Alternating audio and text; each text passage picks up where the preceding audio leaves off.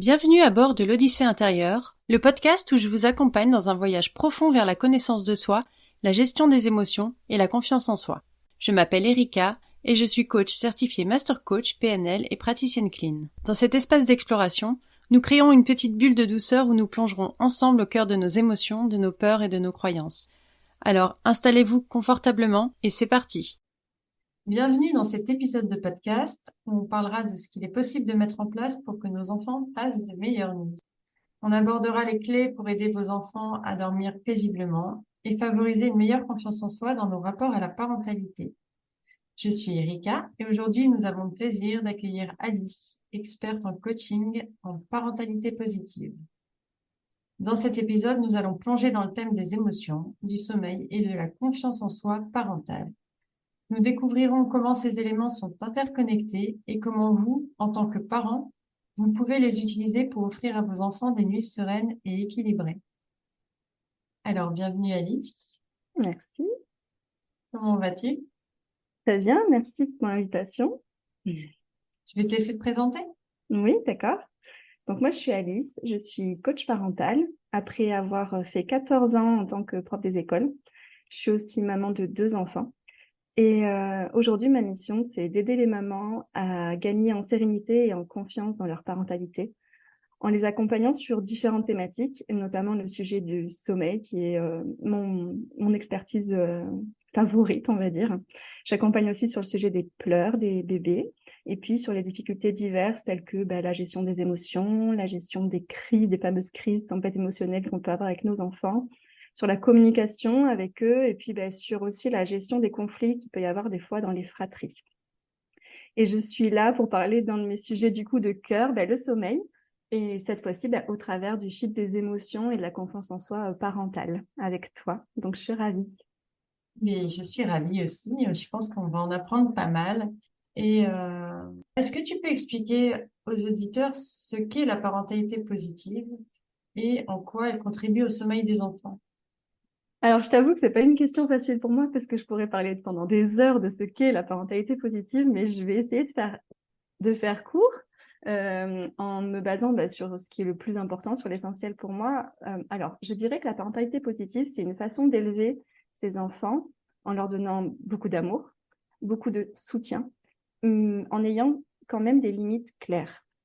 En fait, ça signifie que les parents, ils sont bienveillants, mais ils fixent aussi des règles pour aider les enfants à se sentir en sécurité.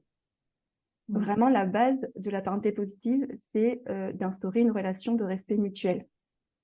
Ça, c'est hyper important. Parfois, on peut confondre parentalité positive avec parentalité laxiste. Il y a des gens qui s'imaginent que quand on va dans une parentalité positive, on va devenir hyper permissif et on va avoir des enfants rois. C'est tout le contraire. La base de tout, c'est justement de poser un cadre.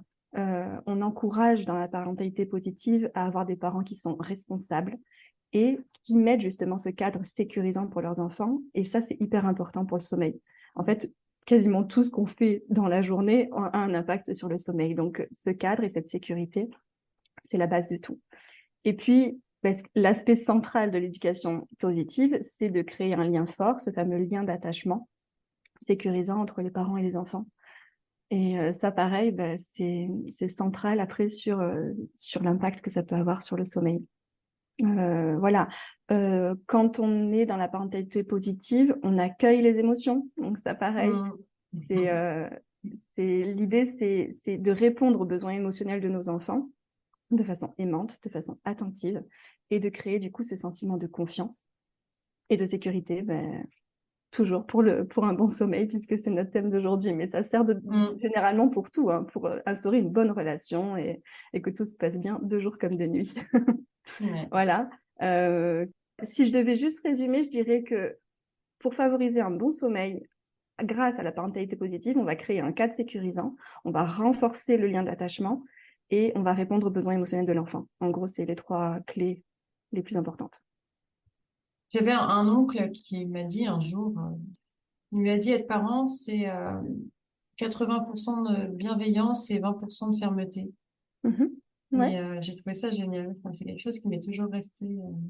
Oui, c'est bien. Je trouve que c'est bien de dire ça parce qu'effectivement, il faut les deux. Mais Mm. j'aime bien cette espèce Ouais. de pourcentage, la 80-20, c'est pas mal. Ils ont bien grandi, ces enfants. Ils sont devenus hyper équilibrés. Enfin, ouais, ouais. Super. Et quel est le lien pour toi entre la confiance en soi des parents, leurs émotions et le sommeil des enfants? C'est hyper lié. Euh, Si on a des parents qui se sentent confiants, qui savent garder leur calme, gérer leurs propres émotions, qui savent être positifs, bah, ça va créer un environnement favorable au sommeil des enfants. Nos enfants, ce sont des éponges. Donc, ils captent toutes nos émotions. Ils absorbent complètement comme une éponge nos émotions et même celles qu'on essaye de cacher. Ouais. Ah Parce oui. que Surtout quel celle qu'on essaye parent, de ouais, cacher. en fait, limite encore plus. Voilà, c'est ça. Quel parent n'a pas essayé de cacher des émotions à son enfant? Bah, ils sentent tout de toute façon. Et ça, déjà dès la grossesse, mais dès la naissance, hein, je veux dire, ça joue aussi sur les bébés. Il n'y a pas d'âge pour ça. Ils captent tout, ils comprennent tout, ils comprennent beaucoup plus que ce qu'on s'imagine, nos enfants, et ils se posent plein de questions. Donc, si par exemple, je te demande à toi, Erika, d'avoir un sommeil tranquille, de t'endormir paisiblement alors que tu sais que demain, tu as un examen à passer, est-ce que tu vas y arriver à t'endormir en 2 secondes hyper sereinement? Il y a de fortes chances qu'il y ait quand Non, même une en deux espèce de secondes, stress. que j'ai un examen ou pas, moi, je m'endors pas en 2 secondes. C'est impossible. J'admire les gens qui font ça, mais je peux être au bout de ma vie, je mettrai quand même au moins un quart d'heure à dormir. C'est ça, les gens qui arrivent, peut-être qu'ils ont pris un somnifère ou voilà, mais en tout cas, quand on a forcément un espèce de stress et on n'arrive pas à s'endormir, et bien même si le stress vient pas de l'enfant, mais que c'est le parent qui reçoit, qui vit un stress, que ce soit un stress lié à son travail ou justement à cette espèce de, de comportement général qu'il a en soi où il est anxieux de base, il peut le transmettre à son enfant et l'enfant ne pourra pas s'endormir parce Ouais. il lui aura transféré son stress finalement. C'est comme si je te demandais d'aller dormir toute seule en pleine forêt à l'étoile. Peut-être que tu serais un peu flippée, ben c'est pareil. Voilà. Nos enfants, ils vont capter tout ça, tout ce qu'on ressent, et ils vont pas pouvoir dormir. Et nous non plus d'ailleurs, hein, généralement, on dort pas bien quand on est Mm. stressé. Donc, du coup, quand on est parent, c'est hyper important de prendre soin de soi et de son bien-être émotionnel parce que ben, ça va se répercuter clairement chez nos enfants et sur le sommeil. Et Ouais. en fait, ça risque de faire une espèce de cercle vicieux agréable pour personne. Ah Ouais. ouais, et puis il y a aussi quand on cache une émotion ou un souci, enfin quelque chose à un enfant, il y a son imagination qui vagabonde derrière. Exactement. Il Je va, m'étais notée de ah, te parler de bon, ça je un te petit peu. laisserai en parler tout à l'heure. Ouais. Pardon. Et pour toi, il y a des signes qui peuvent montrer que les émotions des parents peuvent perturber le sommeil. À quoi on le reconnaît? À quoi on peut s'en rendre compte? Alors, en fait, si on remarque qu'il y a un changement dans le comportement du sommeil de notre enfant, si on voit qu'il a du mal à s'endormir, ou peut-être qu'il se met à réveiller un peu plus fréquemment qu'avant, ou peut-être qu'avant il n'y avait pas du tout de réveil et puis il se met à y en avoir, ou même à y avoir des cauchemars, des choses comme ça. Euh, il peut y avoir même dans ses réactions la journée un peu de changement, des réactions un peu excessives. Tout ça, ça peut être Hmm. lié à finalement un stress ou de l'anxiété que les parents ont pu transmettre.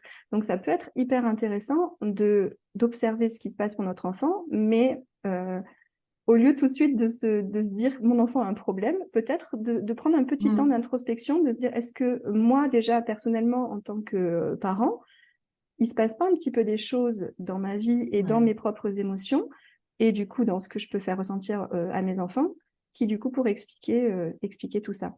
Donc en fait, les signes, c'est observer ce qui se passe au niveau du sommeil de l'enfant, mais s'observer soi-même. Voilà. Peut-être que c'est une période aussi où il y a un petit peu plus de disputes dans le couple, par exemple, ou Hmm. petit peu plus de disputes entre les parents et l'enfant. Tout Hmm. ça, ça peut être voilà, quelques petits changements d'attitude dans le quotidien par rapport à avant qui peuvent expliquer un petit peu ces perturbations qu'on peut repérer au niveau du sommeil. Voilà. Hmm. Et puis, si c'est pas nouveau et que ça perdure, c'est peut-être que justement, depuis longtemps, il y a ces soucis-là d'anxiété, de stress, de dispute et tout ça, et que et qu'on peut l'observer et se dire que finalement, c'est important de tenir compte de ça pour essayer d'améliorer les choses. Donc, c'est quoi? Il faudrait d'abord se demander si nous, si c'est OK de notre côté, et puis ensuite, voilà, si on trouve pas, en tout cas, Exactement. si on met pas le doigt dessus, ouais, demander de Ouais. l'aide.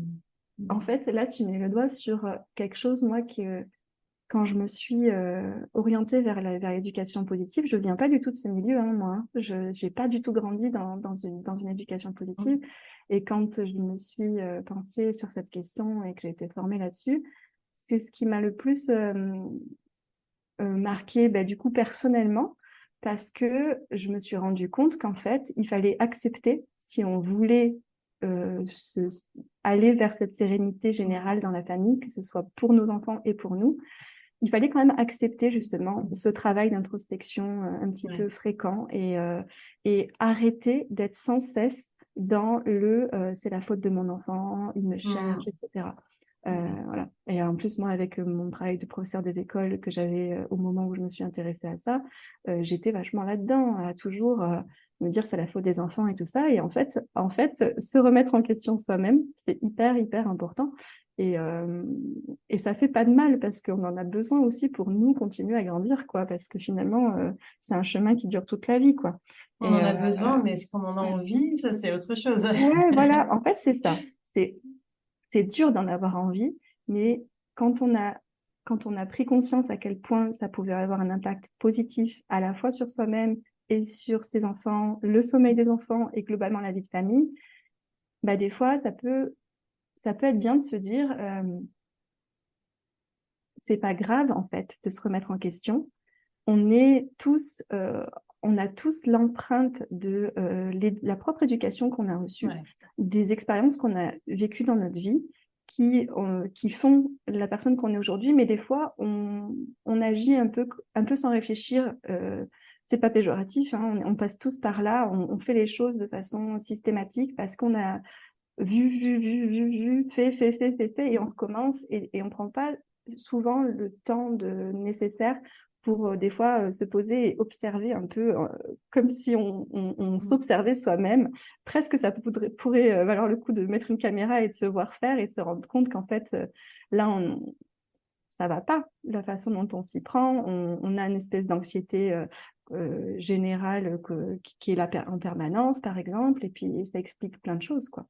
Donc, travailler sur soi-même, c'est vrai que c'est dur parce que ça demande d'accepter de se remettre en question. On a l'impression que du coup, on va se dire que on est une mauvaise personne, une mauvaise maman, que on n'est pas parfait et tout ça, alors que on s'en fiche de pas être parfait. C'est pas ça qui est important. Personne ne l'est. Voilà, personne ne l'est et c'est pas un objectif non plus, mais de se dire faire ce travail, ça va être bénéfique pour tout le monde, donc ça vaut le coup de le faire en fait. Et, quand il n'y a qu'un seul parent qui est OK pour faire ce travail et pas l'autre, est-ce que tu as déjà eu le cas? Il y a pas toujours, mais il y a souvent un des deux parents qui est plus dans la démarche effectivement que l'autre. Quand c'est comme ça, moi ce que je conseille, c'est que, alors c'est souvent la maman quand même qui est plus dans cette démarche. Ce que je conseille dans ce cas-là, c'est qu'elle mette en place les choses elle-même dans son comportement et généralement le deuxième parent va pouvoir observer et il va vite se rendre compte des effets positifs. Et là, il va pouvoir lui aussi modifier son comportement. Et c'est exactement ce qui s'est passé chez moi. Ouais. Ouais, c'est exactement ce qui s'est passé chez moi parce que c'est vrai que alors quand le deuxième parent est un papa, c'est pas général évidemment, mais nombreux sont les papas qui ont encore plus du mal que les mamans à accepter de se remettre en question, de se dire il va falloir changer des choses et peut-être que je vais devoir modifier un petit peu mon propre comportement et que je vais devoir voilà, accepter de me remettre en question en tout cas. Donc, ils ont souvent besoin d'un peu plus de temps. Et le fait d'observer la maman, d'observer l'enfant et de voir les résultats déjà que ça amène, il va peut-être pouvoir comprendre que s'il s'y met lui aussi, les résultats seront d'autant plus importants. Ouais. Donc oui, le conseil que je donnerais dans ces situations, c'est de pas hésiter quand même à mettre les choses en place. Et après, avec du recul, de temps en temps, d'aborder le sujet, de dire, ah, t'as remarqué comment ça s'est passé après que moi j'ai fait ça? Alors, sans forcément comparer à comment l'autre personne s'y prend, mais peut-être comparer à comment Comment c'était moi-même je avant? faisais avant, voilà, et on laisse cheminer tranquillement. Ouais. Bah, c'est comme pour les enfants, en fait. C'est par Voilà. l'exemple. C'est ça, c'est montrer l'exemple et laisser le temps. Laisser le temps Mm. parce que le temps, c'est un peu le truc aussi hyper important. C'est que on parle d'humain, on parle d'émotions, on parle de voilà de sentiments, d'envie ou non justement, tout ça. Et on n'est pas tous égaux sur ça, donc c'est hyper important de laisser le temps aux choses de se mettre en place, de laisser le temps au comportement ou au changement d'attitude qu'on va avoir de porter leurs fruits. Il n'y a rien qui arrive comme ça, quoi. Quand on plante une graine, on n'a pas d'un coup un arbre avec plein de fruits qui poussent. Non, il faut laisser le temps. Ben voilà, c'est Ouais. c'est normal de Ah oui, laisser le c'est temps. normal, bien Et sûr. donc ne pas baisser les bras. Et si on sait qu'on est sur le bon chemin, Oui, on et a. puis voilà, on fait des erreurs, on se dit, bon, après, c'est toujours rattrapable dans le sens où on peut toujours s'excuser auprès de l'enfant, lui dire, j'aurais pas dû réagir comme ça, ou là, c'était excessif, ou j'ai réagi comme ça parce que je suis particulièrement fatiguée, ou, enfin, Exactement. mettre des mots sur les choses, en fait. Exactement, tu as tout à fait raison. Et faut pas chercher à ne jamais faire d'erreur, on en fait tous. Mm. Mm. Et Non, tu mais as je dis ça raison. parce qu'on pourrait se décourager en se disant, ah, j'ai pas réussi, mais en fait, c'est vraiment un travail de longue haleine qui se fait petit à petit et, Mais c'est aussi un bon exemple à montrer à son enfant que de montrer ouais. qu'on fait des erreurs, en Mm. fait. Par contre, Ouais. c'est hyper important de lui montrer l'exemple que quand on fait des erreurs, ben on s'en excuse Mm. et on explique que justement ça peut arriver et que ça ne veut pas dire que qu'on est une mauvaise personne, mais on essaiera de faire mieux la fois prochaine parce que c'est tout ce qu'on souhaite de la part de nos enfants. On souhaite que quand ils font une petite erreur dans leur comportement ou dans leur attitude, on souhaite qu'ils s'excusent, mais ça sert à rien de leur demander de dire pardon parce que si le Mm. pardon il est pas Sincère. Mm. sincère, ça n'a pas de sens. Alors qu'à force de leur montrer l'exemple, ça viendra d'eux-mêmes et ils seront même au bout d'un moment capables de dire bon ben j'ai fait une erreur, je suis désolée. J'essaierai de faire mieux la prochaine fois parce qu'ils nous auront entendu le dire. De toute façon, montrer Mm. l'exemple, c'est la base de tout. Ils nous Bah regardent tout le temps, oui. nos enfants. Ouais. Ouais. Mais c'est pareil. Enfin, voilà, je fais souvent le parallèle au niveau des émotions. Notre façon de réagir face à nos émotions, l'enfant prend exemple aussi là-dessus. Et donc, Mais si quelqu'un complètement. n'exprime pas ses émotions ou qu'il les masque par d'autres émotions, on fera la même chose. Enfin, là, je parle en tant qu'enfant, là. Oui, tout à fait, ouais. Et c'est le miroir un peu. Nos enfants sont le miroir. C'est ça. Et justement, par rapport à l'estime de soi en tant que parent, est-ce qu'elle joue sur la qualité du sommeil des enfants, est-ce qu'il y a un impact à ce niveau-là? Mais oui, parce que c'est justement ce qu'on était en train de dire. Le fait que nos enfants, ils passent leur temps à nous observer, hyper attentivement, beaucoup plus que ce qu'on s'imagine. Ils nous observent, ils écoutent, et même s'ils sont en train de jouer dans leur coin pendant que nous, on est en train d'avoir une discussion d'adultes à Oui. côté, on a l'impression qu'ils sont hyper concentrés, en train de faire leur petite construction Mais ou autre. non. En fait, non, ils observent, ils écoutent, et ils captent tout, et, euh, et ils cherchent à comprendre comment nous nous percevons en tant que parents. On n'a pas l'impression, en fait, on s'en rend pas compte. Mais en réalité, c'est ce qui, et peut-être même eux, ils se rendent pas compte qu'ils font ce chemin dans leur tête. Mais en fait, c'est ça qui se passe. Et du coup, si je suis maman ou papa, si je suis parent et que j'ai une bonne estime de moi, je vais transmettre ce sentiment de confiance. La fameuse éponge, de toute façon, tout se transmet. Donc, le fameux miroir, comme tu disais. Et du coup, ça va créer un environnement émotionnellement sécurisant pour mon enfant. Et donc, ça se répercutera sur le sommeil. Ouais. Un enfant, pour bien dormir, il a besoin d'être en sécurité. Et donc, émotionnellement aussi et surtout d'ailleurs. Ouais. Par contre, du coup, si j'ai une faible estime de moi en tant que parent, ben, il va certainement s'en rendre compte, mon enfant. Il va peut-être même s'en rendre compte encore plus que moi-même. Et Mm. il peut en tirer des conclusions. Il risque de s'inquiéter, il risque Ouais. de se sentir moins en sécurité et donc ça va perturber son sommeil, tu vois. Mm. Voilà, ils ont tout simplement en fait le besoin de se sentir rassurés sur le fait que leurs parents sont confiants en eux et surtout dans leur rôle de parents. Ouais. Donc du coup, travailler sur son estime de soi, c'est hyper essentiel quand on est parent. Je dis pas que c'est facile, hein, c'est hyper dur, mais c'est essentiel parce que ça peut se répercuter sur nos enfants et aussi sur leur sommeil du coup. Voilà, ils sont hyper sensibles à nos émotions, ils sont hyper sensibles aux attitudes qu'on peut avoir envers nous-mêmes, à ce qu'on peut se dire aussi dans le couple. Donc, faut faire hyper attention quand même à comment on se comporte dans le couple devant nos enfants. C'est pas rare d'observer un enfant qui va nous dire certains mots.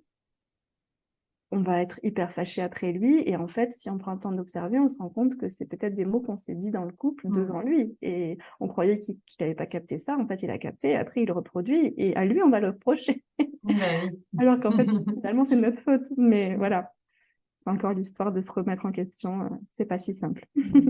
En tout cas, c'est hyper important de lui montrer à notre enfant ou de leur montrer à nos enfants qu'on s'aime, qu'on croit en nos capacités et voilà, qu'on est stable le plus possible émotionnellement pour favoriser un sommeil serein. Et tu l'as dit tout à l'heure, et on en reparlera peut-être après un peu plus, mais on peut aussi avoir des moments où c'est moins stable, mais dans ces cas-là, peut-être que c'est bien d'en parler et d'expliquer pour mettre du sens derrière et éviter trop de questions que peuvent se poser les enfants et du coup trop de sentiments d'insécurité. De toute façon, oui, avoir des enfants, c'est un sacré travail sur soi à tout niveau. Ouais, c'est la meilleure thérapie qui existe. Ah oui. Si on veut bien faire ce travail, parce qu'il y en a qui le refusent totalement de faire ce travail, et généralement, malheureusement, ça n'a pas forcément un impact très positif sur leurs enfants quand ils refusent strictement de faire ce travail. Tu vois, là, on parlait la conséquence du bien-être émotionnel sur les enfants, sur leur sommeil. Mais est-ce que le sommeil qui est plus perturbé, justement, qui est moins bonne qualité ou, voilà, en quantité qui est pas suffisante, est-ce que ça joue, ça, sur son bien-être émotionnel à l'enfant?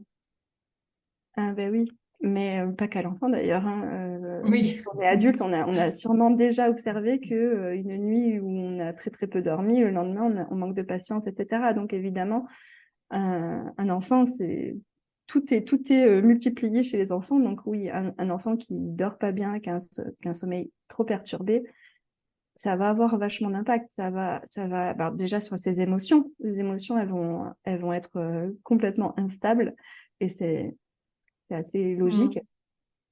Ils vont du coup être plus sensibles et notamment aux émotions, à toutes les émotions négatives. Donc, ils risquent d'être hyper irritables. La colère, elle risque d'arriver beaucoup plus vite et de prendre des grosses proportions. Il risque d'y avoir des sauts d'humeur, voilà. Tout comme c'est le cas chez un adulte, hein, mais du Mais coup, les enfants l'expriment plus, je pense. Ils voilà, sont c'est ça. plus... En fait, leur cerveau, il n'est pas développé encore aux enfants. Donc, les connexions entre les neurones, elles sont pas encore toutes là. Et celles qui sont là, en plus, elles se font de façon plus lente que chez les adultes. Donc, c'est hyper normal. Ils ont pas du tout la capacité, vraiment au niveau cérébral, de gérer et de s'autoréguler. Donc, Surtout avant 7 ans, je crois. ouais, surtout avant 7 ans, mais même après, au final, ça prend quand même du temps, mais encore plus avant 7 ans. C'est vraiment les premières connexions qui se font. Donc, c'est normal. Et quand on manque de sommeil, bah, du coup, ces connexions, elles sont encore moins présentes. Donc, bah, évidemment, ça se ressent. Ils vont pas pouvoir réguler leurs émotions de la même façon que déjà, ils ont du mal à y arriver à cause de tout ce qu'on vient d'expliquer, mais du coup, c'est encore plus compliqué quand on manque de sommeil. Voilà, donc ça va générer des comportements difficiles à gérer pour les parents et c'est mieux d'éviter ça. Oui.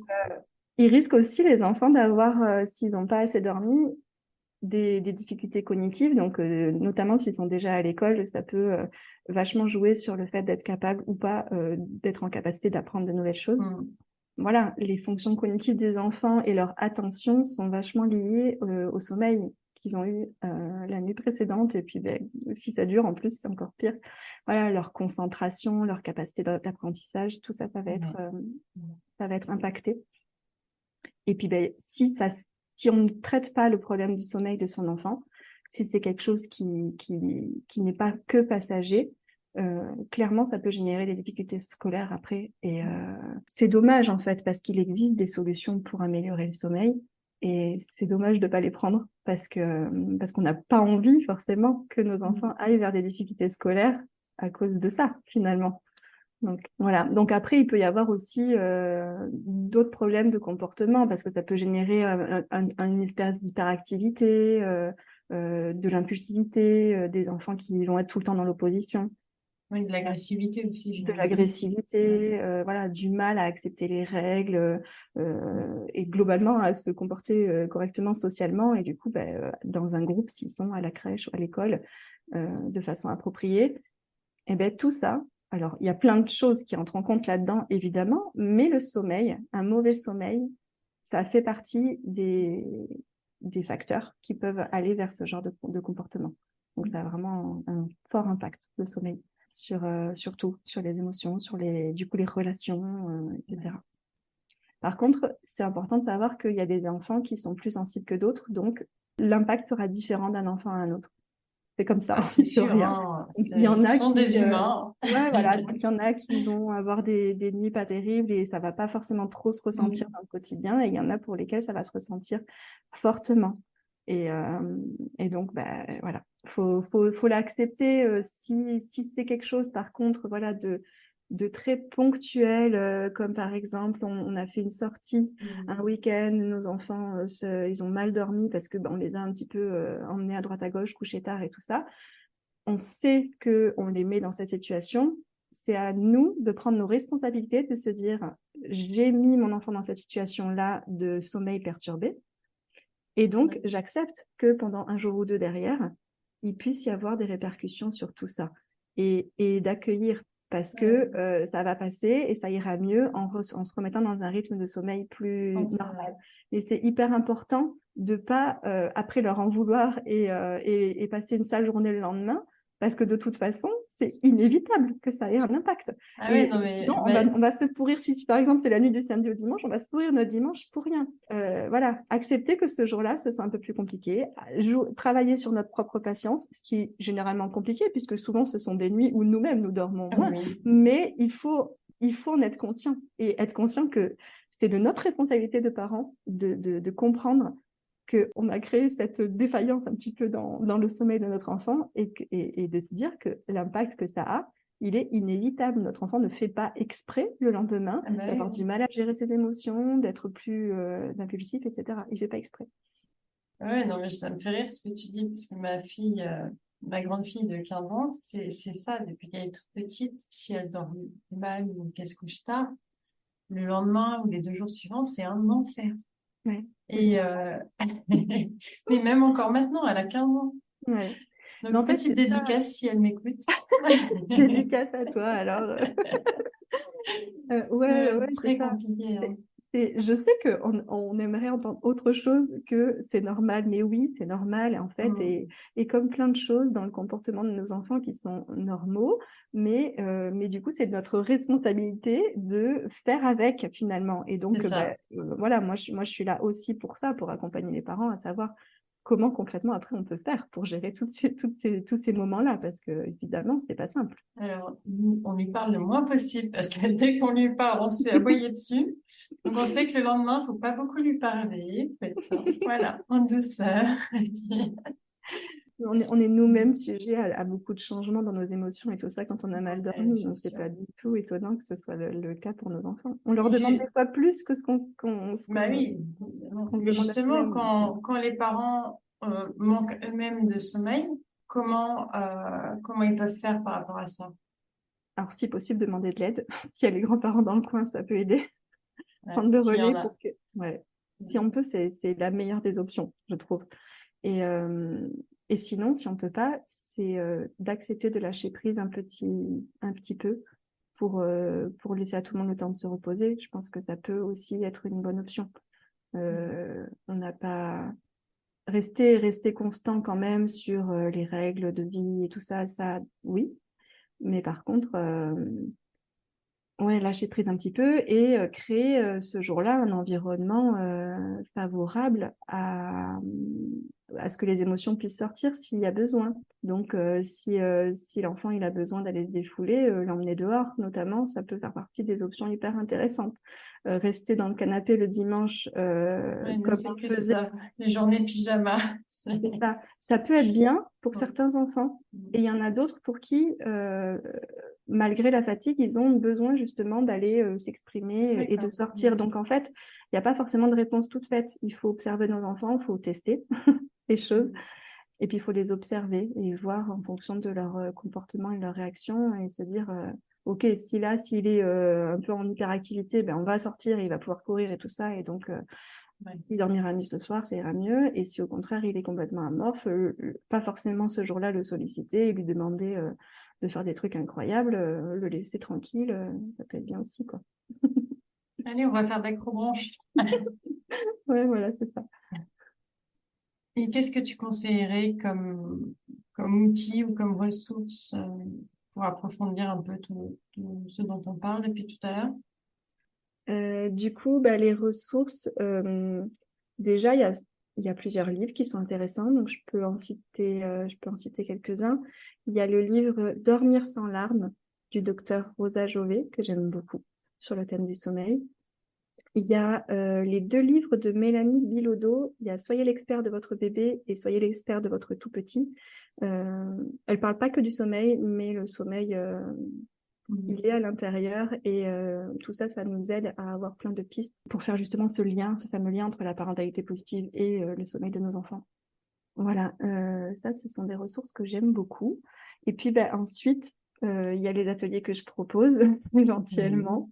Voilà, donc je propose différentes choses, mais pour les futurs et jeunes parents qui ont des bébés entre 0 et 6 mois, on peut faire déjà dès la grossesse. J'ai un atelier qui s'appelle Projet Sommeil Dormir en lien, dans lequel je transmets, alors en 2 séances d'1h30, je transmets en gros les connaissances importantes qu'on doit savoir sur le fonctionnement du sommeil, comprendre ce qui est normal ou pas et relativiser parce que on se fait souvent une fausse image où on entend dire beaucoup de choses. Il y a beaucoup, on se fait beaucoup influencer par notre entourage parce que des gens racontent, ils racontent pas toujours la vérité, faut le savoir. Et il y a aussi tout ce que les gens ne racontent pas, surtout. Voilà, donc ça permet de transmettre tout ça. Et puis surtout, pourquoi il s'appelle Projet Sommeil? Parce que justement, l'idée, c'est de transmettre par cet atelier plein de pistes et de clés hyper pratiques, vraiment concrètes, de choses à mettre en place et qu'on peut mettre en place dès la naissance, mais aussi après. Et même s'il est dédié aux parents qui ont des enfants entre 0 et 6 mois, il y a plein de clés qu'on peut réutiliser jusqu'à 6-7 Ouais. ans que le sommeil soit vraiment stabilisé. Euh, pour se donner des chances que ça se passe au mieux pour le sommeil. Voilà, parce il y a tellement, tellement, tellement de facteurs qui jouent. Là, on a beaucoup parlé aujourd'hui du facteur stress, que ce soit des parents ou des enfants, mais il y en a plein, plein, plein, plein d'autres. Donc, l'idée, c'est de pouvoir avoir plein de pistes et vraiment se construire justement ce projet sommeil. C'est notre bébé, il est encore tout petit et on va faire en sorte d'avoir plein d'idées, plein de projets différents pour faire en sorte que ça se passe bien au niveau du sommeil.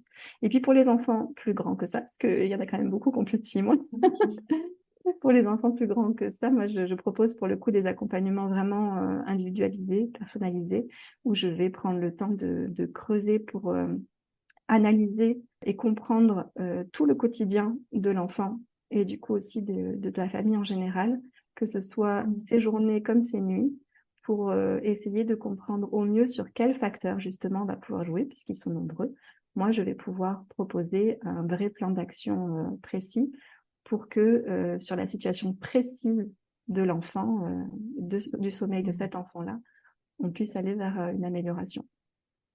Ton atelier pour les 0-6 mois, c'est en visio ou en présentiel? Alors, je le propose en présentiel dans la région de Toulouse, pour ceux qui le souhaitent, et sinon, c'est possible en visio. Et il est possible de le faire soit en groupe, soit en individuel. D'accord.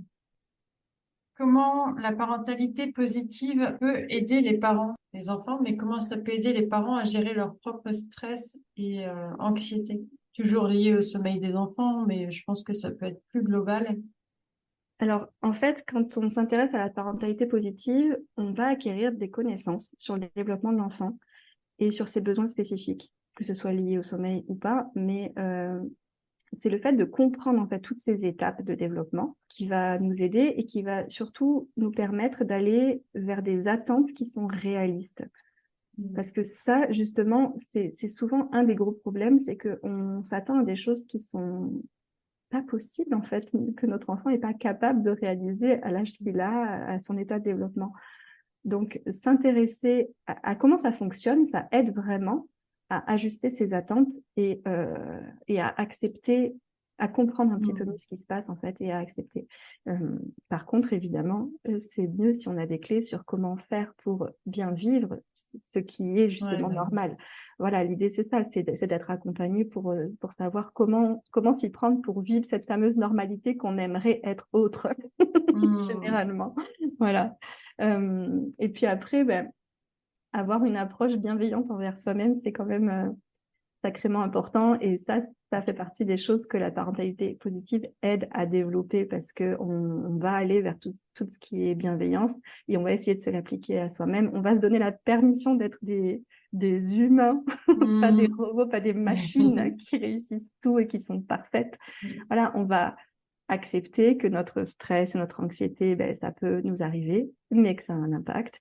Et surtout, on va éviter de se juger trop sévèrement parce que justement, on est des humains.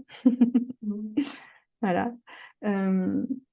Après, autre chose auquel j'avais pensé sur cette question, c'est que la communication, c'est quelque chose qu'on développe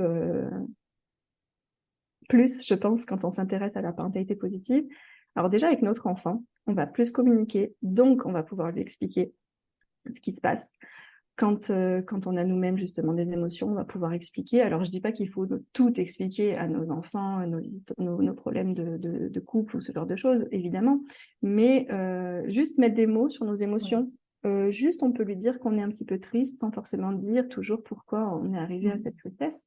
Mais par exemple, on peut dire ça, ou on peut dire qu'on a passé une mauvaise journée au travail, qu'il y a, je sais pas moi, des clients qui nous ont un petit peu mis en colère et que ça a été un petit peu difficile à gérer et que c'est pour ça que ce soir, ça va pas trop bien et que ça ira sûrement mieux après avoir bien dormi. On en profite pour dire à quel point le sommeil fait du bien.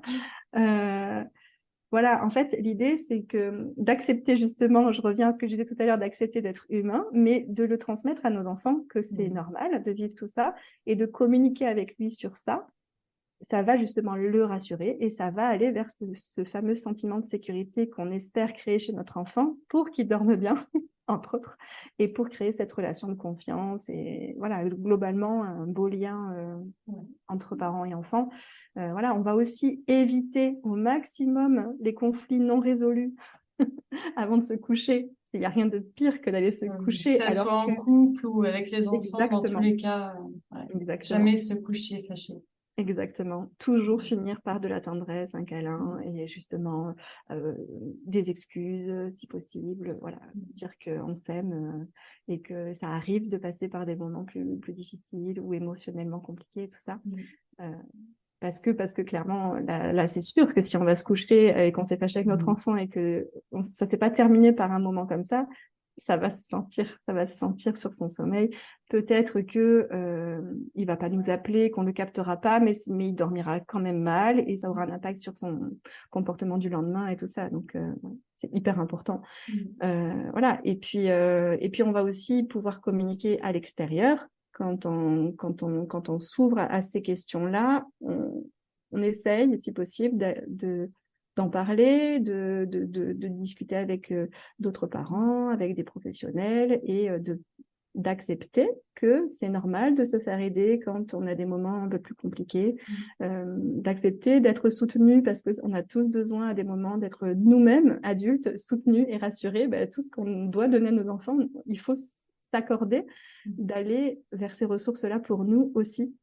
Voilà, parce que ça va avoir un impact sur nos propres émotions, notre propre stress, notre propre anxiété. Et donc, voilà, tout ce qui est soutien social, c'est hyper important. Et aussi, ne pas oublier de prendre soin de soi. C'est aussi très, très, très important. Ouais. Penser à soi-même, c'est pas être égoïste quand on est parent. C'est se recharger ses propres batteries, c'est recharger son fameux réservoir affectif qu'on essaye tant de remplir chez nos enfants. Ne pas oublier de le recharger pour soi-même aussi, sans culpabiliser.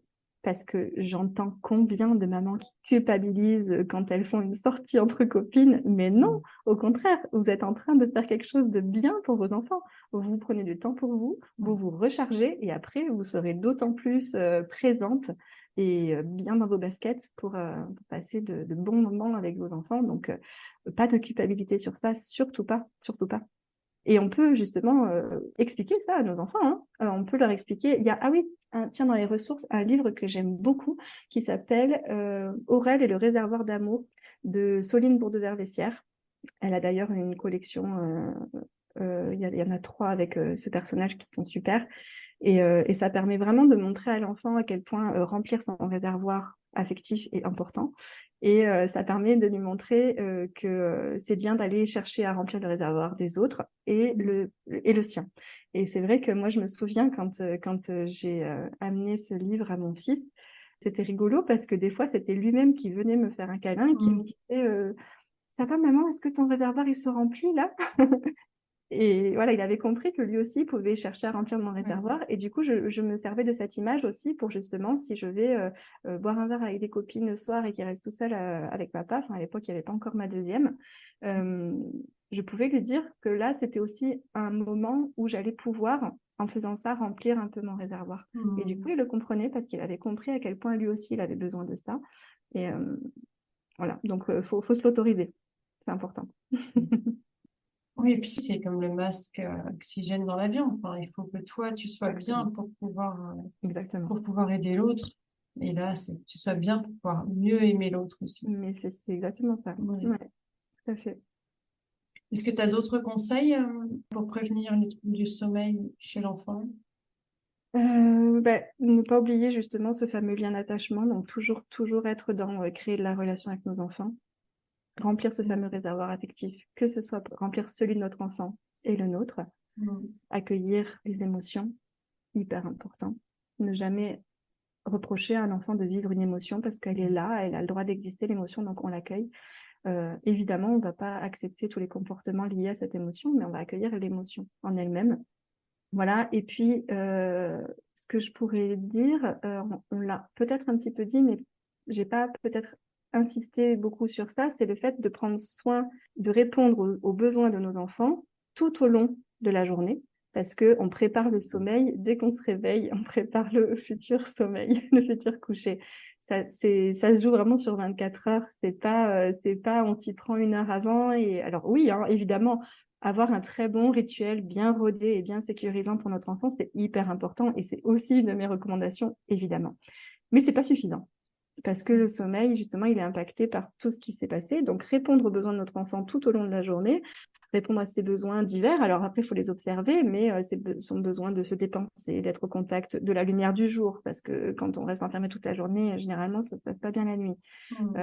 Être bien nourri, avoir des moments où il se sent encouragé, des moments où peut-être il a besoin de repos en journée. Alors non, faire sauter la sieste à son enfant en journée, c'est pas une bonne idée pour qu'il dorme bien la nuit. S'il a un moment où il a besoin de se reposer, il faut lui accorder ce moment-là et il dormira encore mieux la nuit suivante. Voilà, et puis il y a plein d'autres besoins, évidemment. La liste, elle est longue. En tout cas, observer ses enfants tout au long de la journée, répondre à ses besoins, ça aura un impact positif sur le sommeil ensuite. Et on l'a un peu dit aussi, mais je l'aurais dit parce que c'est hyper important, avoir un cadre avec des règles de vie, c'est hyper sécurisant pour un enfant. Donc, non au laxisme. Avoir de la constance dans ses réponses aux enfants ou en tout cas dans les règles, dans ce qui est possible ou pas, ça assoit le sentiment de sécurité de notre enfant. Donc, des fois, on lâche parce qu'on se dit « Oh, pour cette fois-ci, je vais lui dire oui, ça va lui faire plaisir. » Et en fait, sur le moment, notre enfant, il va peut-être être content que ce jour-là, exceptionnellement, il a mangé une sucette juste avant d'aller à table le soir, alors que d'habitude, c'est interdit parce que sinon, il a plus faim et qu'en plus de ça, manger du sucre avant de dormir, ça excite. Mais qu'on se dit, mais oui, mais là, c'est les vacances, tout ça, c'est pas grave. Sauf que, alors oui, certes, c'est pas si grave, mais en fait, le fait que ce soit une règle connue de l'enfant et qui d'un coup tombe, l'enfant, il peut vachement se sentir insécurisé. Évidemment, lui, il va pas dire non, je la prends pas parce que je veux rester dans mon cadre. Mais au fond de lui, de façon totalement inconsciente, ça risque de l'insécuriser. Il risque de se dire, mais en fait, les limites, est-ce qu'elles sont vraiment là? Alors, si c'est qu'un coup de temps en temps, qu'on explique vraiment très, très bien que c'est exceptionnel et tout ça, c'est pas non plus gravissime. Je dis pas qu'il faut jamais sortir des limites. Mais il faut quand même se méfier de ça, que ça reste quand même assez rare dans des contextes bien spécifiques et que quand ça arrive, on explique à l'enfant que c'est une situation exceptionnelle, mais que les règles sont toujours là pour le reste du temps. Toujours la communication. Ouais. Voilà. Et puis, dernier point que je voudrais répéter, parce que c'est vrai qu'on l'a déjà dit aussi, mais c'est de prendre le temps. Prendre le temps, quand on veut que notre enfant dorme bien, on doit lui accorder du temps nécessaire pour justement remplir ce réservoir affectif. Donc, les temps pour les câlins, euh, et même les câlins du matin avant de se séparer la journée pour aller à l'école, ça aura un impact après sur le sommeil du soir. Donc, prendre le temps et prendre le temps aussi de les observer, parce qu'il y a qu'en les observant bien qu'on pourra capter quels sont leurs besoins, qu'on pourra donc répondre à leurs besoins et donc qu'on pourra avoir un bon sommeil après. Donc, prendre le temps, c'est important. Et si je le souligne, c'est pas pour rien, c'est qu'on est vraiment dans une société où tout va vite, où on est toujours en train de se précipiter pour tout et où des fois on a l'impression d'être complètement sous l'eau et de pas réussir à respirer. Et du coup, c'est vrai que c'est dur, hein, c'est hyper dur, mais il y a des choses qui peuvent être remises à plus tard, qui sont moins importantes parfois que d'autres. Si le ménage attend un jour ou deux de plus, c'est pas grave. Si notre enfant n'a pas pris ne serait-ce que des fois, 30 secondes, des fois, sont suffisantes. Un gros câlin de 30 secondes va faire que notre enfant va bien s'endormir. Et finalement, on va même gagner du temps parce que s'il s'endort rapidement, on gagne du temps sur notre soirée où on aurait passé notre soirée auprès de lui pour qu'il s'endorme. Donc, prendre le temps quand c'est nécessaire, il ne faut pas oublier de le faire. Eh bien, quand tu te mets en fait parce que moi je me suis mise à la pédagogie positive quand mes enfants étaient petits, du coup, forcément ça t'entraîne vers la communication non violente d'une manière globale. Ouais. Et donc ça joue sur tous les rapports qu'on a, que ce soit professionnels ou amicaux ou Ou dans familial, le couple. Mm, mm, dans le couple, ouais. mm. Mais c'est vrai que c'est une première marche vers quelque chose de plus global en fait. Ouais, c'est ça. C'est un changement un petit peu d'état d'esprit et ouais, aller vers plus de sérénité et de calme en général. Et arrêter tout ce qui est jugement, arrêter de prendre aussi trop à cœur les choses, prendre trop sur soi, accepter que les émotions appartiennent à chacun et qu'on n'est pas obligé de se sentir impacté par elles et tout ça. Tout ça, c'est un gros travail et effectivement ça nous mène vers ce chemin de s'intéresser à la parentalité positive. Ouais. Mm. Et pour conclure, est-ce que tu souhaiterais transmettre un message aux parents qui souhaitent à établir des nuits plus sereines ou émotionnellement plus équilibrées pour leurs enfants? Du coup, moi, je dirais, faites-vous confiance déjà et faites confiance à votre enfant. Relativisez surtout par rapport à tout ce que vous lisez ou vous entendez dire. C'est un peu comme pour ceux qui vont des fois sur Instagram, on voit beaucoup de montages là, Instagram, enfin Insta versus réalité. Mm. C'est ça, en fait, quand les gens racontent ce qui va bien la plupart du temps. Et donc, faut relativiser, vous n'êtes pas les seuls à galérer. C'est difficile dans beaucoup de maisons, beaucoup plus que ce que les gens veulent bien nous raconter. Donc, vous n'êtes pas tout seul à vivre ce que vous vivez. Et dans ce que vous vivez, il y a des choses qui sont complètement normales, euh, mais qui ne sont pas simples pour autant. Donc, pas hésiter à en parler si besoin. En tout cas, moi, je dirais que généralement, on fait de son mieux. Et c'est ça qui compte, en fait, de savoir, de se dire, je fais de mon mieux. En fait, nos enfants, ils naissent pas avec un mode d'emploi. Et du coup, c'est normal de se sentir un peu perdu. Et c'est pas du tout une honte que de se dire, j'ai peut-être besoin qu'on me donne des clés, qu'on me donne des pistes sur savoir comment m'y prendre là, parce que je le vis pas bien. Ça se passe pas bien. Et ça a un impact sur tout le monde. Et ça veut pas dire que on est des mauvais parents. Parce que justement, il n'y a pas eu ce mode d'emploi qui est sorti.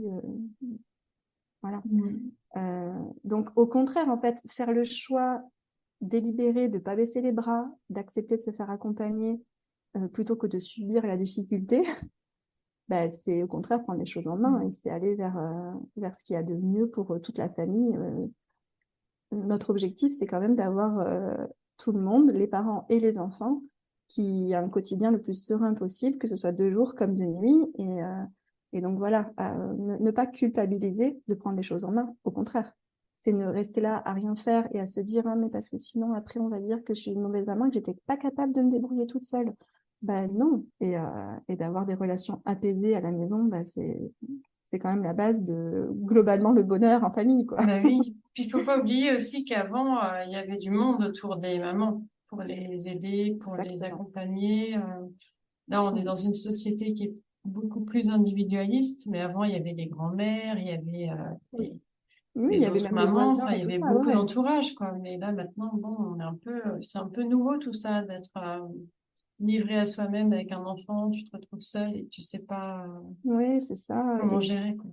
Mm. Et puis souvent, les deux parents travaillent. Mm. C'était beaucoup moins le cas avant, donc beaucoup moins de temps à consacrer à tout ça. Donc entre le fait qu'on ait moins de temps à y consacrer et qu'en plus de ça, on ait moins de soutien et moins d'aide, c'est vrai que ça rend les choses beaucoup plus compliquées. Et donc, on peut avoir besoin de clés et d'astuces pour savoir comment gérer ça, parce que de toute façon, c'est notre quotidien, il faut bien faire avec, mais comment le gérer et nos propres parents n'ont pas forcément les réponses parce que ce n'était pas leur réalité de l'époque non plus. Donc, Ah oui, laisse-les crier, ça fera les poumons, ça c'est un truc. Enfin, c'est ce que je dis. Si vous n'avez pas une preuve concrète ou de quelque chose qu'on vous dit, enfin, voilà, c'est le genre de truc. Ok, tu dis ça pourquoi? Parce que tu l'as entendu de tes parents, qu'ils l'ont entendu de leurs parents, etc. bah oui, Mais sur c'est quoi ça. c'est fondé cette histoire? Enfin, c'est fondé sur rien du tout. T'as le premier Bah cri, oui. ok, On ça ne fait le vit pas poumon. la préhistoire où il y avait aucune connaissance scientifique sur, sur Voilà. quoi que ce soit. Ça, c'est un truc qui me met hors de moi. Laisse le crier, ça fait les poumons. Ça m'a toujours. Si je veux me faire sortir de mes gonds, tu me dis ça quand j'ai un bébé et je. Ouais, moi Ah non, aussi, il c'est n'y a pas rien de possible. pire. Il n'y a rien de Euh, pire que ça. Donc, franchement. beaucoup se méfier des choses qui se répètent, se répètent, se répètent sans fondement. Hum. Fondement. Oui, parce qu'on les a entendus et Ouais, parce donc qu'on on les a répète entendus. sans réfléchir en fait. Alors qu'aujourd'hui, il y a de vraies recherches en neurosciences et tout ça qui ont montré tout un tas de choses Ouais. qui, que c'est dommage en fait de ne pas considérer. Après, beaucoup, malheureusement, justement, préfèrent fermer les yeux, mettre des œillères parce que ça demande Du d'accepter temps. du temps et d'accepter de changer les choses. Et donc, remettre des choses en question, ça demande de l'énergie, ça demande Hum. d'accepter que des changements sont nécessaires, mais c'est pour la bonne cause. Donc, bon. Hum. Oui, mais c'est ça, ça demande du temps et de l'énergie et je pense qu'il y a des personnes qui n'ont pas envie de prendre ce temps-là. Ben oui. Et c'est dommage parce que souvent les gens qui n'ont pas envie de prendre ce temps-là, ben après ils passent leur temps à râler sur tout ce qui va pas. Hum.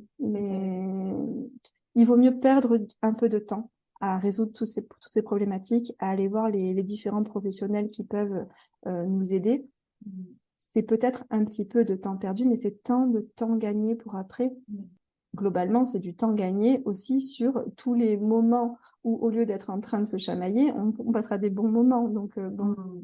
c'est quand même dommage de ne pas s'accorder ce temps-là pour un bien-être, Pour une meilleure qualité au une meilleure final. qualité ouais, de vie. Et pas qu'une meilleure qualité, hein, aussi de meilleures relations, un meilleur sentiment de confiance en soi de la part de nos enfants pour les aider à se préparer aussi à devenir de futurs adultes qui sont bien dans leur basket. Parce que sinon, il y a plein de choses qui risquent de rester comme des blessures Ouais, c'est et qui sûr. ressortent après quand on est adulte. Parce que c'est tellement de bénéfices pour tout le monde. Ben, Mm. est-ce que tu as des choses à ajouter, tes actualités? Est-ce que tu peux nous parler un peu de ce que tu fais, de ce que tu proposes? Oui, bah alors j'ai déjà parlé de l'atelier sur le Ouais. sommeil pour les futurs Mais et tu jeunes. peux en reparler si tu veux. Ouais, donc pour les futurs et jeunes parents, je propose un atelier donc sur le sommeil. J'en ai aussi un sur les pleurs. En fait, alors il s'appelle Comprendre bébé, apaiser, décoder et renforcer le lien. Euh, Ça repose sur le Dunstan Baby Language, qui n'est pas connu. C'est une Australienne qui a fait une découverte et ensuite des études à plus grande échelle et qui a repéré qu'il existait un langage naturel des bébés et tous les bébés du monde entier, de toute origine, ont un langage qui fait qu'on peut les comprendre sur leurs premiers mois de vie, surtout sur les 4 premiers mois, mais après il y a des choses qui restent. Hein. Moi, ma fille, elle a 16 mois, j'entends encore quand elle a faim ou quand elle a envie de téter la nuit, par exemple, ça peut lui arriver encore et elle continue à faire ce son. Donc, je transmets aux parents comment reconnaître les sons, les sons que font les bébés. Donc, en fait, c'est les sons qu'on fait avant même de pleurer, les petits sons qu'ils font au début. Parce que généralement, quand ils mettent à crier fort, des gros ouin ouin, c'est trop tard, ils sont trop énervés parce qu'on n'a pas répondu à leurs besoins. Donc, l'idée, c'est de pouvoir observer nos bébés avec les sons et avec les mimiques faciales et corporelles pour comprendre s'ils ont faim, s'ils ont sommeil, s'ils ont un recoincé, s'ils ont des coliques ou un inconfort comme une couche pleine par exemple. Et j'explique dans l'atelier déjà comment reconnaître tout ça et après comment réagir, comment aider à faire passer un rot et tout ça. Des fois, on connaît une technique, en fait, il en existe plein d'autres et on peut tester et ça marche mieux. Donc tout ça, l'idée des 2 ateliers là, sommeil et pleurs, c'est vraiment de créer dès le début, dès les premiers mois, une relation où notre enfant va se sentir en sécurité, il va se sentir compris. On va du coup, dès le début, avoir une confiance mutuelle qui va s'installer et justement une très bonne estime de soi parentale, hyper important, parce que on va se rendre compte qu'on comprend notre enfant, on comprend ses besoins et on sait comment répondre et on va éviter de faire installer ce fameux stress de ah il pleure encore mais qu'est-ce qui se passe et d'attraper notre bébé pour lui sentir les fesses alors qu'en fait il vient de faire le son ou du rot par exemple et le bébé il devient mais pourquoi on m'attrape alors que c'est pas ça, voilà. Donc, éviter toutes ces situations-là, à la fois de stress pour les parents et de stress pour le bébé qui se dit, mais qu'est-ce qu'on me fait? C'est pas du tout ça dont j'ai besoin. Voilà. Donc ça, j'adore ces 2 ateliers-là pour ça. Et c'est des choses que j'ai pu mettre en pratique avec ma deuxième, que j'avais pas à l'époque pour mon premier. Et clairement, ça m'a permis d'avoir tellement plus de sérénité sur les premiers mois avec elle que j'ai trouvé ça juste incroyable, en fait, de se dire on peut comprendre un bébé comme si c'est un autre type de langage que les mots qu'on prononce, mais c'est un autre langage qu'on peut apprendre, du coup, que je peux transmettre. C'est hyper Et pour les, intéressant. ouais, et pour les futurs parents, j'ai aussi créé un atelier pour préparer l'arrivée d'un nouvel enfant dans la fratrie et préparer notamment l'aîné à accueillir un petit frère ou une petite sœur parce que tout ça, pareil, ben, ça peut bouleverser aussi le sommeil, mais pas que, hein, ça peut bouleverser dès la grossesse, hein, l'aîné. Donc, c'est important de le préparer correctement parce que si on ne fait pas ce travail de préparation pendant qu'on attend un deuxième enfant, on peut se prendre une grosse gifle à l'arrivée du bébé sur les répercussions que ça va avoir sur notre premier. Et étant donné qu'on doit déjà gérer bébé qui vient d'arriver, euh, si on a pu anticiper et faire en sorte que l'aîné soit préparé à ça, euh, ça peut quand même aider au moment où le bébé arrive, largement aider. Voilà. Et pour les enfants plus grands, j'accompagne du coup jusqu'à 6 ans et même jusqu'à 12 ans sur les questions de conflit dans la fratrie. J'accompagne du coup sur les thématiques du coup du sommeil, on l'a dit, mais sur toutes les questions de la parentalité. Donc ça peut être accompagné pour aider à poser un cadre, si justement on a du mal avec ça, accompagner à savoir comment créer un lien d'attachement sécure, parce que peut-être on peut remarquer que on n'est pas sûr s'il y a la confiance qui s'est bien installée et tout ça. Je peux aider à remettre tout ça en place, avoir une confiance mutuelle et une meilleure confiance en soi du parent et de l'enfant, important. Et puis, ben, je peux aider à savoir comment accueillir les émotions, parce que on le dit, mais comment on fait? C'est pas forcément si simple. Comment réagir dans les situations de crise, la fameuse crise de l'enfant qui se roule par terre au supermarché, par exemple, ben, comment en faire pour gérer ces situations-là? Ça, je peux accompagner là-dessus. Euh, Comment faire en sorte que notre enfant coopère aussi, qu'ils soient d'accord, qu'ils disent oui pour partir du parc, qu'ils disent oui pour aller se laver, qu'ils disent oui pour s'habiller, qu'ils disent oui pour aller à table, etc. Ben, c'est pas si simple, donc ça, je peux donner plein d'astuces et de clés pour y arriver mieux. Mais je dis pas systématiquement parce que on n'est pas infaillible, mais avoir plein d'idées sur comment faire pour que ça se passe au mieux. Voilà, comment créer un rythme, parce que des fois, ça m'est déjà arrivé d'accompagner des parents qui savaient pas du tout caler le rythme et où c'était vraiment tout n'importe quoi leur journée. Et voilà, aider à remettre un rythme global pour toute la famille, réorganiser. Ça, je peux accompagner là-dessus aussi, une routine en fait pour toute la famille. Et puis voilà, ça peut être enfin, de façon générale, en fait, créer les bonnes conditions pour le quotidien, pour le sommeil, pour un bon endormissement, etc. Et je l'ai dit tout à l'heure, pour gérer les conflits entre frères et sœurs aussi, je peux accompagner. Super. Et alors, comment on fait pour te contacter? Alors, on peut me contacter avec Instagram, donc c'est enfance au pluriel, point positive au pluriel. Et je précise qu'il faut bien mettre le point. Et mon site, c'est www.enfancepositive, donc enfance au pluriel, positive au pluriel.fr. Mais n'hésitez pas, même via Insta, de me contacter directement par un petit message privé en me disant je t'ai entendu sur le podcast d'Erika.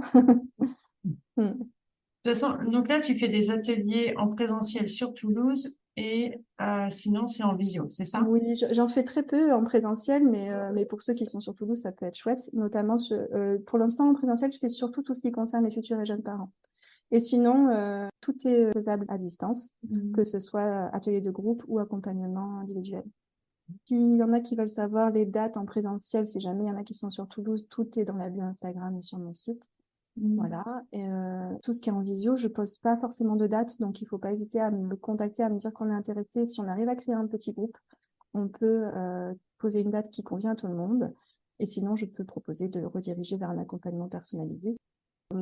Je propose des appels découvertes gratuits pour pouvoir échanger sur les différentes inquiétudes ou difficultés qu'on peut avoir, que ce soit au niveau du sommeil ou toutes les questions qu'on peut se poser sur sa parentalité. Donc, ne pas hésiter à réserver un appel. On fait le point ensemble et ça n'engage à rien. On voit si je suis la bonne personne pour aider ou pas. Donc voilà, il y a le lien dans ma bio Instagram et puis il y a le lien sur le site aussi. Voilà. Super. Bah, écoute, je te remercie beaucoup d'avoir accepté mon invitation, Alice. C'est moi qui te remercie. Et ben, c'était super intéressant. Et le lien entre ses émotions, sa confiance et le sommeil de ses enfants, Oui, c'est c'est hyper lié tout ça, oui, clairement. ouais, c'est hyper intéressant. Écoute, je te souhaite une bonne journée. Merci. Et puis à vous, je vous dis à la semaine prochaine et je vous embrasse.